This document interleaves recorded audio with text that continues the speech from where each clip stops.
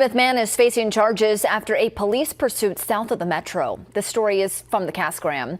On Tuesday night, a Cass County, Nebraska sheriff's deputy was trying to pull over a pickup truck with no plates. The truck kept going until the driver bailed out near Murray. He led deputies on a foot pursuit, and a taser had to be used to get him into custody. Chad Bashis was arrested and booked into jail on a list of charges, including obstructing justice, drugs, and possession of a weapon by a prohibited person. He has since posted bond and has been released from jail.